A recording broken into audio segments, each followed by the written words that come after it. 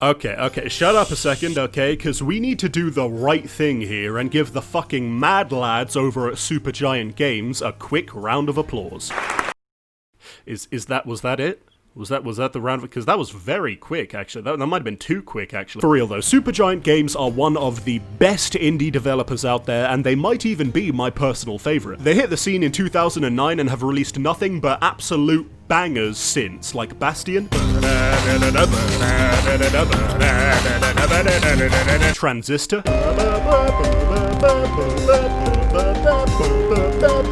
and Pyre.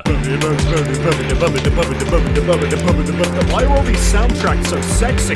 So needless to say, I had high expectations for their latest game, Hades, and even though each Supergiant game is unique and special in their own way, there were a few things I'd come to expect from one of their games. Smooth and satisfying gameplay, gorgeous environments, top-notch storytelling, and some absolute slappers. And yeah, to put it simply, Hades met and exceeded all my expectations. It's an incredibly well-made roguelike with some surprisingly great writing, and you can pet all the three-headed good boys you want, even though that middle one is really not feeling it today. But yeah, I'm gonna start with the story, because like I said, I was honestly really impressed by how good it was. I mean, I was expecting that Supergiant level of quality for sure, but roguelikes aren't usually known for their stories, so when one manages to incorporate an interesting one without getting in the way of the gameplay, I'm always impressed. See, that's me right there. That's a thing of me being impressed. Don't touch it. So Hades is all about Greek mythology, specifically the son of Hades, Zagreus, trying to escape the underworld because he's sick and tired of Hades' nuts. No, that sucks. That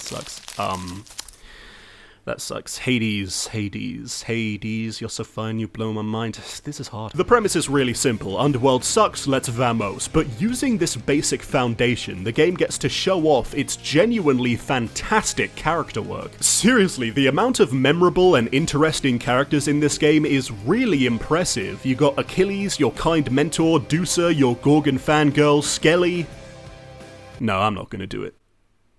Okay, just a quick one. And of course the gods themselves, who contact you as you progress, always have something new and interesting to say, and genuinely come across as three-dimensional and human characters, even though they're fucking gods. I mean, that's impressive. And what's really cool is just how much story content there is. Like, the characters you talk to all change throughout the game, they talk about each other and the things you've done, and seemingly always have more to say. Not to mention, Zagreus himself is a great protagonist. I love his dry wit and how he snaps back at the narrator, and how you can make him romance the first boss of the game, which so many more games should let you do. Like, how much better would Crash Bandicoot have been if you could fuck Papu Papu? Supergiant have always been good at ongoing dialogue in their games, whether through character interactions, character monologues, or narration, and in this case we get all three, and it's all smashing stuff. Basically, the writing and characters aren't just great, they're consistently great throughout the entire game, which for a roguelike is rarer than an episode of Teletubbies that doesn't make me erect. But I've rattled on about the story long enough. How about that gameplay? Well, just look at it. It's hacky, slashy, shooty, dashy, kill the fucking demons, make a lot of cashy goodness that really shines in its variety. I don't mean in the enemies or the bosses so much, but more in the wild number of ways you can essentially turn Zagreus into an even sexier Kratos. Not only do you have a pretty impressive number of starting weapons, like sword, spear, bow, and a fucking gun for some reason, but you also get these boons from random gods as you play, and each god's abilities contribute to different playstyles. Like Zeus can give you a zappy build, Dionysus can give you a poisony build, Aphrodite can get this video taken down, and what's really fun is experimenting with these different kinds of builds and seeing which boons work with which. Plus, you have so much cool shit to play with. Like, each weapon has a special thing and a dash thing, and you've got this cast thing you can change and this call thing you can change, like...